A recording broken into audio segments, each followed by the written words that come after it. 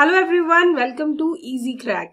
आज का ये वीडियो उन सभी स्टूडेंट्स के लिए बहुत ही ज्यादा इम्पोर्टेंट है जो अपनी 12th कंप्लीट कर चुके हैं या इस साल 2024 में 12th कंप्लीट करने वाले हैं और चाहते हैं कि उन्हें जल्दी से जल्दी सरकारी नौकरी मिल जाए। तो आज इस वीडियो में मैं आपको टॉप ऐसी गवर्नमेंट जॉब्स के बारे में बताऊंगी जो कि बहुत ही अच्छी सैलरी वाली गवर्नमेंट जॉब्स हैं और साथ ही साथ इनमें बहुत सारे अलाउंसेस भी आपको मिलते हैं और इन जॉब्स का जो एलिजिबिलिटी क्राइटेरिया है वो सिर्फ +2 है। ठीक है, और साथ ही साथ इसमें कुछ ऐसी जॉब्स भी मैं इंक्लूड करूंगी जिनका जो एलिजिबिलिटी क्राइटेरिया है वो 10th भी है। ठीक है, बट मोस्ट जो जॉब्स हैं वो 12th क्लियर करने के बाद ही आप भर सकते हैं। तो चलिए शुरू करते हैं और वन बाय वन इन्हें डिस्कस करते हैं।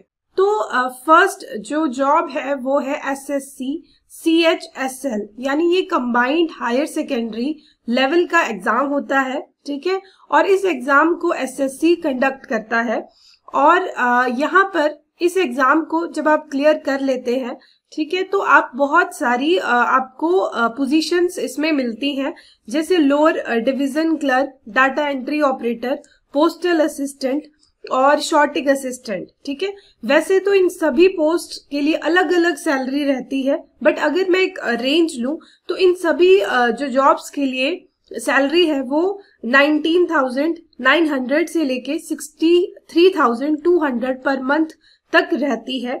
ठीक है, और जब आपको ये जॉब मिल जाती है तो आपकी जो पोस्टिंग है वो अलग अलग डिपार्टमेंट और मिनिस्ट्रीज में की जाती है, जैसे इनकम टैक्स डिपार्टमेंट हो गया, मिनिस्ट्री ऑफ फाइनेंस हो गया, मिनिस्ट्री ऑफ होम अफेयर्स हो गया। नेक्स्ट जो एग्जाम है वो है staff selection commission multitasking staff का। ठीक है, SSC MTS, ये जो एग्जाम होता है ये SSC ही कंडक्ट करता है। ठीक है, और यहाँ पर जो एम्प्लॉयज हैं वो आपके जनरल सेंट्रल सर्विस यानी ग्रुप C के non gazetted non ministerial post के लिए होते हैं। ठीक है, और बहुत सारी मिनिस्ट्रीज में, डिपार्टमेंट में और ऑफिसेज में पोस्टिंग इनकी की जाती है। ठीक है, और साथ ही साथ जो स्टार्टिंग सैलरी रहती है वो 18,000 पर मंथ रहती है। ठीक है, नेक्स्ट एग्जाम है रेलवे का एग्जाम। ठीक है, रेलवे ग्रुप D एग्जाम। यहाँ पर this exam recruits candidate for various posts in railways like track maintainer, helper in electrical department या असिस्टेंट पॉइंट्समैन। ठीक है, अलग अलग पोस्टों के लिए जो रेलवे डिपार्टमेंट है वो एग्जाम कंडक्ट करता है और आपका अलग अलग पोस्टों पर आपको अच्छी सैलरी वाली जॉब्स मिल जाती हैं और जो स्टार्टिंग सैलरी रहती है वो 18,000 पर मंथ रहती है। ठीक है, नेक्स्ट जॉब के बारे में बात करेंगे। जो नेक्स्ट एग्जाम है वो है UPSC NDA and NA exam. ठीक है, यानी जो ये एग्जाम होता है, this exam offers entry into the prestigious national defence academy NDA and naval academy NA।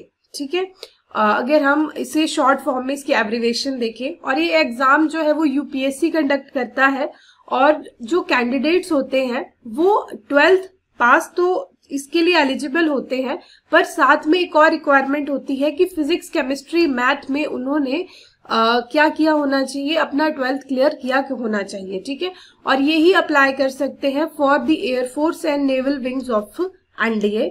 और जो स्टार्टिंग सैलरी है वो बहुत ही अच्छी होती है, 56,000 पर मंथ के हिसाब से स्टार्टिंग सैलरी मिलती है। नेक्स्ट जॉब है हमारे पास अग्निपथ रिक्रूटमेंट स्कीम के अंडर। ठीक है, अग्निपथ रिक्रूटमेंट स्कीम के अंडर जो है वो सोल्जर्स की रिक्रूटमेंट की जाती है और Indian army, Indian navy, Indian air force में जो है वो 4 ईयर टर्म के हिसाब से इन सोल्जर्स को अपॉइंट किया जाता है। ठीक है, और इनकी जो स्टार्टिंग सैलरी रहती है वो 30,000 पर मंथ रहती है।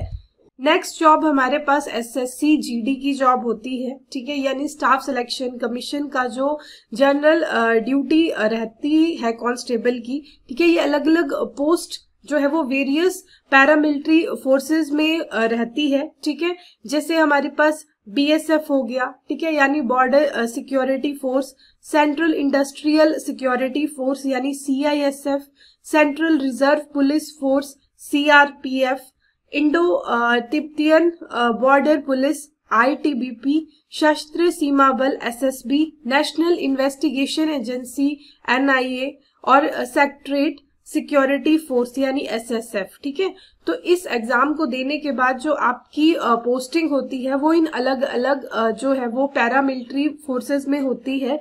ठीक है, और जो आपकी स्टार्टिंग सैलरी रहती है एक SSC GD कांस्टेबल की, वो फॉल करती है under the range 21,700 to 69,100 per month. ठीक है, depending upon the specific force और लोकेशन। ठीक है, लोकेशन पे भी डिपेंड करता है और आप किस डिपार्टमेंट में गए हैं उस पे भी डिपेंड करता है। और नेक्स्ट हमारे पास जो जॉब है वो है SSC स्टेनोग्राफर की। ठीक है, जो स्टेनोग्राफर की जॉब होती है ये स्टाफ सिलेक्शन कमीशन ही इस एग्जाम को कंडक्ट करता है। ये कंप्यूटर बेस्ड एग्जामिनेशन रहता है और यहाँ पर जो कैंडिडेट होते हैं उनकी जो पोस्ट होती है वो ग्रेड C और ग्रेड D के लिए रहती है। ठीक है, बहुत सारी अलग अलग मिनिस्ट्रीज में, डिपार्टमेंट्स में, ऑर्गेनाइजेशन में जो वैकेंसीज है वो इस एग्जाम के द्वारा फिल की जाती हैं। ठीक है, जो SSC स्टेनोग्राफर की जो इन हैंड सैलरी होती है ग्रेड C के वो 51,000 के अराउंड होती है और जो ग्रेड D के जो SSC स्टेनोग्राफर रहता है उसकी सैलरी 36,000 पर मंथ के हिसाब से रहती है। नेक्स्ट जॉब के बारे में बात करेंगे। नेक्स्ट जॉब है पब्लिक सेक्टर अंडरटेकिंग जॉब्स। ठीक है, बेसिकली यहाँ पर बहुत सारी ऐसी जॉब्स होती हैं जो आप आफ्टर 12th फिल कर सकते हैं और आपको काफी अच्छी सैलरी मिलती है।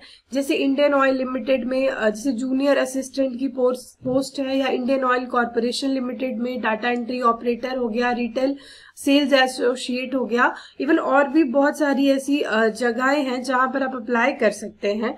इससे पहले जो मैंने आपको जॉब्स बताई वो मोस्टली सेंटर की जॉब्स थी। ठीक है, पर स्टेट लेवल पे भी अलग अलग स्टेट्स अपने हिसाब से बहुत सारे गवर्नमेंट टेस्ट निकालते हैं। ठीक है, जिसमें स्टेट लेवल पुलिस की जो जॉब रहती है उसकी सैलरी काफी अच्छी रहती है और एलिजिबिलिटी +2 रहती है। ठीक है, और जो फॉरेस्ट गार्ड की जॉब होती है, ठीक है, अलग अलग स्टेट में जो है वो आप अलग अलग तरह से इसकी रिक्रूटमेंट्स होती हैं।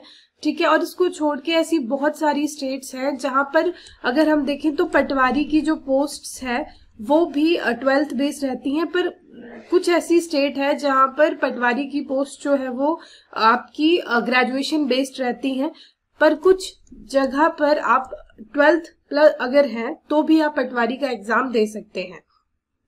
तो ये तो थी कुछ गवर्नमेंट जॉब्स जो हमारी टॉप गवर्नमेंट जॉब्स मानी जाती हैं आफ्टर 12th।